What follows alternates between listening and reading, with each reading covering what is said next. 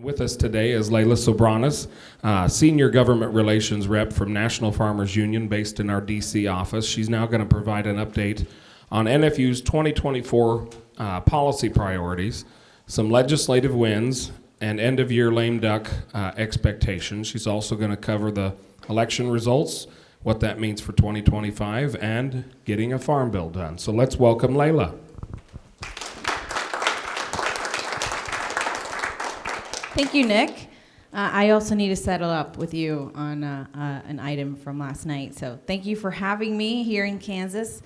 I've had a wonderful time. You all have been very welcoming, so I do appreciate that. And I wanted to make today's presentation a little bit more friendlier. I know when you hear DC, you hear we're suits and dirty lobbyists and the works. And so my parents still don't know what I do for a living when I say I'm a lobbyist. So I hope that you all don't think I'm a dirty lobbyist. So the way I say it to everyone is, if the big corporations have a seat at the table, why can't you? So. And what you all always say is, if you're not at the table, you're on the menu. So I love saying that one. I will start off with advocacy. As you all, if you were here on Monday, you were able to hear from FSA Administrator Zach Ducheneau, and as you can tell here on the slide, it's President Rob LaRue, who actually is attending the Rocky Mountain Farmers Union Convention. We're all spread out throughout the U.S., which is very exciting. We've had some good legislative wins this year. A few of you in the room, Nick, James, you've been to the White House a few times this year. And I think for a lot of you, that may have been the first time, I'm not sure, but we've had a great relationship with the Biden-Harris administration. We have been their first phone call on a lot of issues, whether it was related to COVID or related to any of the disaster relief that has come out. And have had a lot of talks as well, not only during those times, but we've been able to do a lot of hearing sessions throughout the country on Farm Bill, on of other legislative issues as well. So on advocacy, I don't know if who in the room here, I'll do a show of hands. Have any of you been to Washington, D.C. related to NFU? Okay. Have any of you been part of our advocacy training? How about our Washington, D.C. or fly-in in the fall? Great. Well, so our last fly-in was actually pretty successful. We had over 300 participants, and that was in September. And our membership has also grown to 220,000 throughout the United States. We had over, I want to say, 250 meetings as well across the board in our September fly-in, and it was very successful. So we've really, since COVID, and even before COVID, we've revamped not only our programs to help folks come to DC and feel comfortable and learn how they can advocate through our advocacy training and also through our fly-in. So I wanted to, I was going to talk about lame duck, and lame duck is essentially the where we are right now. We are in this holding period where we're in a transition, and the new president-elect Donald Trump will be president in January. So right now, President Biden is in this position where he can do pardons, executive orders. So this time is called lame duck, and unfortunately, I wish I had more to share about lame duck, but there seems to not be a whole lot that will be happening. So I wanted to go ahead and jump into the presidential transition. I think this might be a little bit too small for you to see, but these are the positions in the cabinet that have been named. As you can see, there's chief of staff, there's state, treasury is not named here, defense, attorney general, There are still some names that have not been called, one of them being the Secretary of the Department of Agriculture. Lots of names have been floating around. We don't know exactly who that will be yet. And we also don't know if the names that have been already called will be appointed and confirmed by the Senate. So we're keeping an eye on that. And I know that a lot of these names may sound a little familiar or may not. So we're expecting it to be a different type of transition, a different administration than the first time President-elect Donald Trump was in office. But we're very much looking forward to working with the new administration, and we're hoping that it is a smooth transition. Next, Congress, the balance of power. So far, there are only 3 undecided House races, but the next Congress, on the Senate side, there are 47 Democrats, 53 Republicans out of the 100. On the House side, there's 213 Democrats and 219 Republicans. So in addition to the change in presidential administration, and if you will be working with some of these new members of Congress, there is the shift from the Democratic majority in the Senate to a slim Republican majority in the House, and then Republicans will hold the White House and both the chambers. Leaders of the next Congress, Minority Leader Chuck Schumer from New York. The new Majority Leader will be John Thune, a Republican from South Dakota. Majority Leader Senator Thune has had experience on the Senate Ag Committee on both on the House side as well as on the Senate side on both Ag committees. So he's very knowledgeable. I think National Farmers Union has worked well with Majority Leader, I keep calling him that, Senator Thune.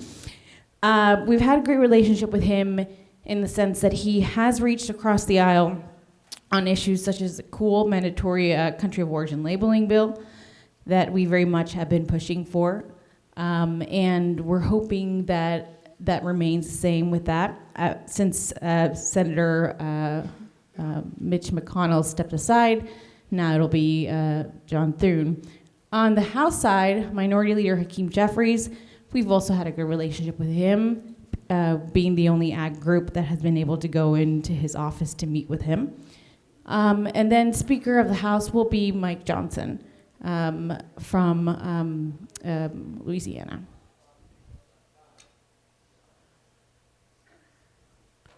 So notable Senate departures. National Farmers Union has a political action committee, a PAC, and I am also the treasurer of the NFU PAC. I thought I lost it there. And we put our support behind our friends that have helped us throughout the years. And notably here, Chairwoman Debbie Stabenow announced her retirement at the beginning of last year, I believe, and she will be leaving at the end of the year. Senator Sherrod Brown from Ohio also is somebody, along with Senator John Tester, who the NFU PAC put their support behind and will be leaving the Senate. And Mike Braun from Indiana.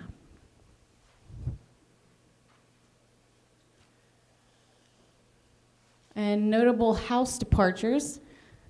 Non-election departures are Congresswoman Abigail Spanberger, who I am from the great state of Virginia. She is now going to be running for governor there, and she has left her seat on the House side.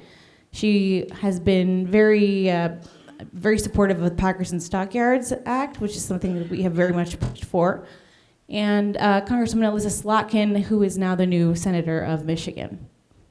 So, and then losing re-election here on the right, Congresswoman Yadira Caraveo from Colorado, Mark Molinaro from New York, and Congresswoman Lori Chavez DeVretmar from Oregon.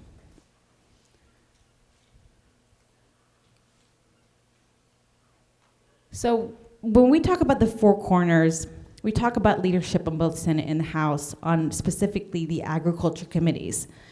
Now, we work with all the committees in Congress, from transportation and infrastructure to energy, to the Judiciary Committee, appropriations, where budget and money is determined. But really, when we talk about the four corners, what we're talking about are the leaders in the Senate Agriculture Committee and the House Agriculture Committee. So these are the new faces that that are expected, as you can tell, expected at the bottom here. I'm not sure if it'll be this way, but for now, what we're hearing, and the leaders of both the Senate and the House, we'll be working with Senator John Boozman from Arkansas, who will be the next chairman of the Senate Agriculture Committee. And then we'll also be Senator Amy Klobuchar, friend of Farmers Union from Minnesota, will be the new ranking member on the Senate Agriculture Committee. On the House side, it'll be Congressman G.T. Thompson from Pennsylvania as the chairman, and David Scott from Georgia will be the ranking member on the House Agriculture Committee. Now, we just heard last night that Congressman Costa from California will be challenging Congressman David Scott for that position. So again, things may be changing very quickly and by January. The Farm Bill. I know that you all keep hearing about the Farm Bill, and I think Zach Ducheneau maybe have touched on that, as well as Doug O'Brien yesterday, but I will agree with them that as of now, we're with the Republican majority in both Senate and House, nothing is expected to be moving in the next few weeks, and it is very likely there'll be a one-year extension. Now, Chairwoman Debbie Stabenow on the Senate side did release her proposal on her Farm Bill. She released the proposal this week. It is very different from the one that she released in May. But unfortunately, the votes are not there, and I know she wanted to do this as her legacy as she's leaving. But we're expecting a one-year extension as of now.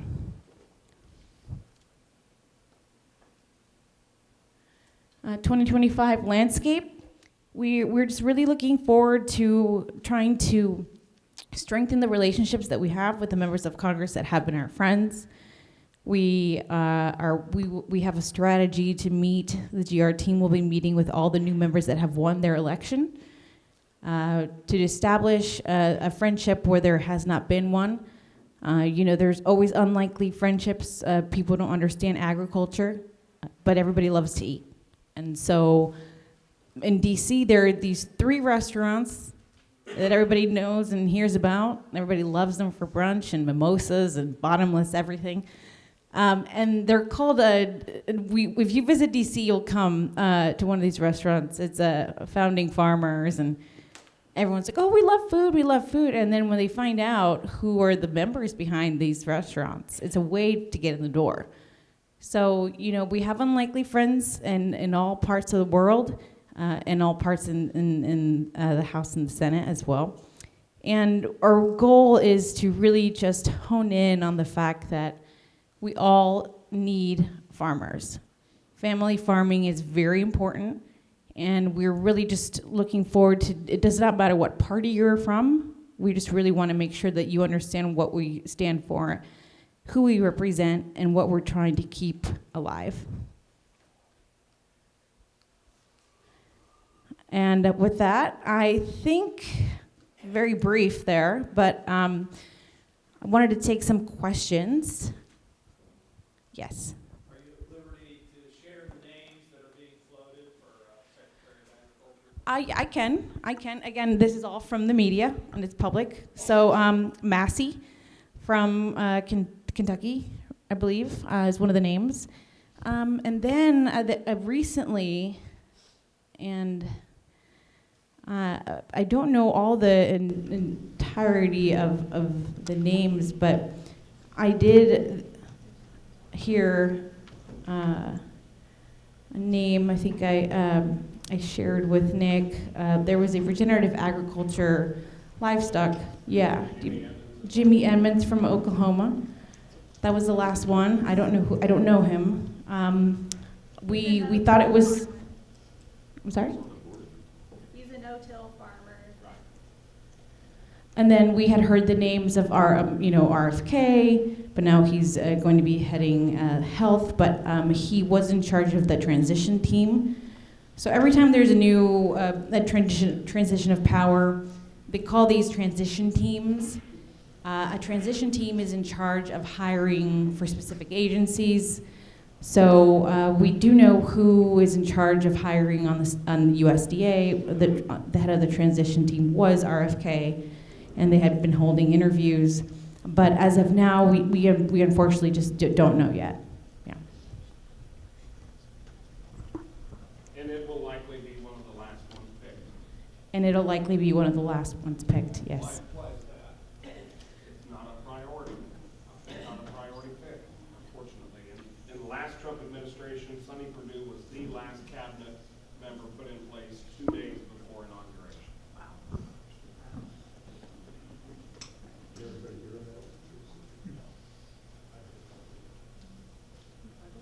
Yeah, in the line of succession to USDA falls at the bottom. So, yes. Do you expect the Freedom Caucus to come after, like in the Farm Bill, all forms of welfare, like not just nutrition assistance, but also like commodity crop programs as well that they consider welfare? I think we can expect anything from the caucus, but there are still a lot of Democrats that have won re-election that are still very strong in their states, and they will not budge on these programs and will be very loud on supporting them. So if anything, know that there are some Republicans that don't always agree with the Freedom Caucus as well. And even though on the House side there's a slim majority, it doesn't mean they have full majority. So they'll still have to figure things out within their parties to have that consensus to move forward. So I would say, sure, expect it, but it won't be something that it'll be given. It definitely be hard fought, and likely that it won't happen, if anything. So. Any proposals to help the smallest farmers, especially the food producers? Any in the Farm Bill? Yes, ma'am. Yeah, there's. Kansas. I'm sorry. Welcome to Kansas. Yeah. So there, in the miscellaneous, there's 12 titles in the Farm Bill, and most of those programs that we will be looking at will be under either miscellaneous or the horticulture title, which I know might seem a little random, but there's a lot of local, like the LAMP program, local assistance for a lot of farmers. There's a lot of programs that remained very much at play. I think the big conversation right now is on just reauthorizing the Farm Bill, but there's a lot of programs that are very niche, very small, and they're in those 2 titles. And I'm happy to share those with Nick too to forward along to you. But is there a specific program that you are looking at? Fruits and vegetables? Fruits and vegetables, okay. Yep. Definitely they're in those 2 titles. Just for my sake, and I think I understand it, but, and it isn't directly to the Farm Bill, but could you talk a little bit about the rules of the Senate with this filibuster to 60 and how that might impact ag legislation? Is that a hindrance or a help or what, possibly? For passing the Farm Bill? About passing the Farm Bill. Well, yeah, so I'm not entirely sure about a filibuster, but Well, that 60 vote thing that we got, maybe I'm sorry, I'm not making that clear, but there's a lot of legislation gets blocked because Yeah. we don't have 60, it takes 60 votes to break it. yeah. I just wanted to explain that a little bit. Yes, so it takes 60 votes to break is what Tom is talking about, but with a majority in the Senate, what it takes to break a filibuster is the vice president who presides as the president of the Senate and will break a filibuster or break a tie. It'll be J.D. Vance. And with that, in order to have a Farm Bill, it needs to pass both chambers. And with a slim majority, and the Senate will have, looking here, 47 Democrats, 53 Republicans, it's likely that there won't be a complete standstill, hoping that it will pass. But again, with a White House, both chambers will be Republican, it will be harder.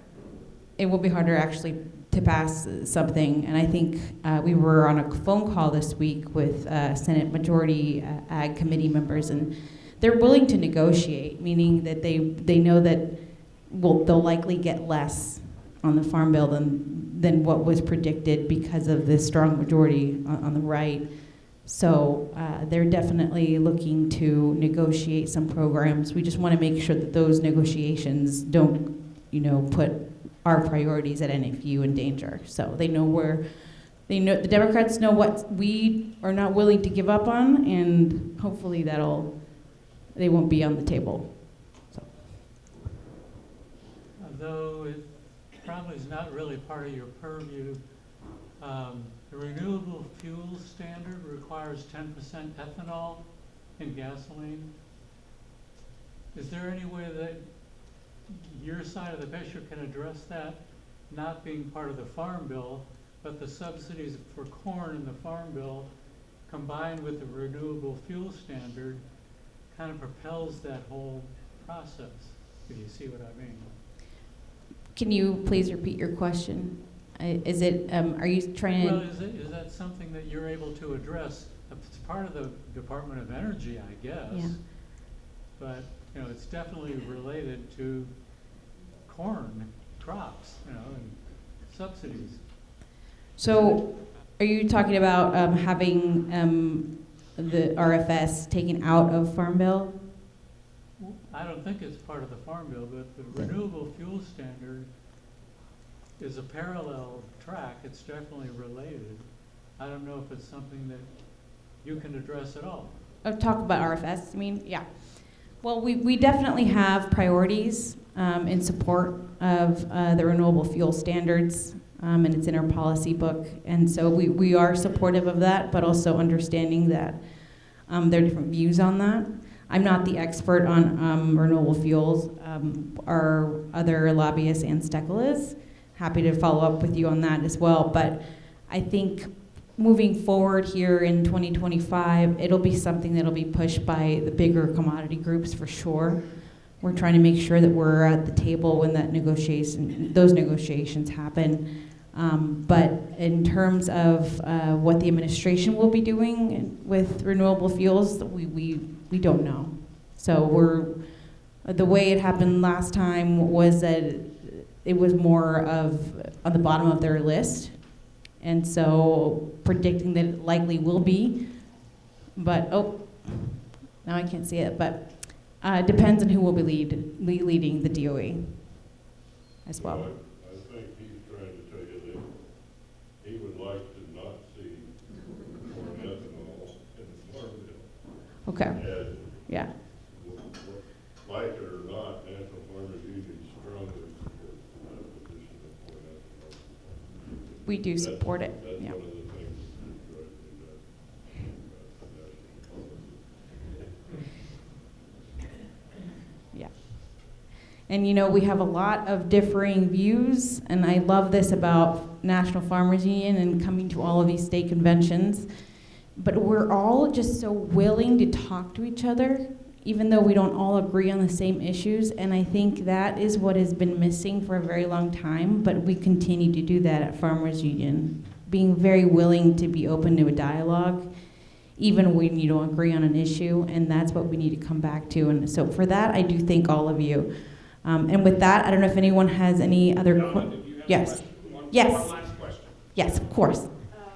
I read somewhere, don't know, some news feed or something, that if the Farm Bill is not passed at a certain point, then it reverts back to 19. 1949. Yes. And yep. So how does the 1949 Farm Bill look compared to the needs of 2024? Bad. No, nope, not bad. Before I give it over to Nick might know more about this, but they won't let it happen. they're all just so worried about that. That's why we'll get the 1-year extension. Okay. It'll be good for dairy farmers because the price of milk will go up. It'll be good for other commodity farmers because parity pricing goes up based on 1949 prices. And the only problem is if you're a soybean grower, it don't help you at all because they didn't have soybeans in 1949. Not here anyway. So, And there wasn't any nutrition part. yeah, there weren't, yeah, There so, wasn't any urban ag, so. yeah. It was not the same farm bill that we see today. The farm bill has evolved immensely since the very first in 1933. So yeah, no SNAP, no nutrition, no local foods, no market access, any of that. So So the extension would preempt that? Yeah. Okay. But if I wish Kate's here, because she did a paper on that. If it takes 90% parity on grains, I believe you get along, which would probably be about, what, $15 a bushel on wheat? So it's not gonna happen. So No, not gonna happen. They won't let it happen. They won't allow it to happen. There are a lot of things that would be great and a lot of things that wouldn't even exist. Yes. So Senator Stabenow raised her, and no chance of the farm bill getting done in the lame duck. Unfortunately, I mean, everything is possible. We've learned this in Congress and in politics in general. But what we're hearing in DC and the agricultural industry is that it's not likely.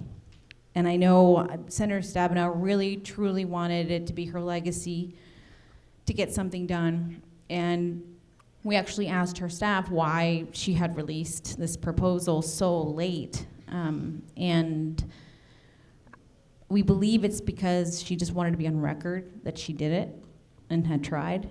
But unfortunately, I just don't see Republicans even agreeing to this if they have more of a majority in January. Did she make any changes? Some were, yeah, she did make some changes, made it more, it's a bigger bill. I believe the first one was $5 billion, this one has 20 or 30 billion in it. But still, it's just not, I think it was more for record keeping. And we still consider her a friend, but unfortunately, she does not have the votes.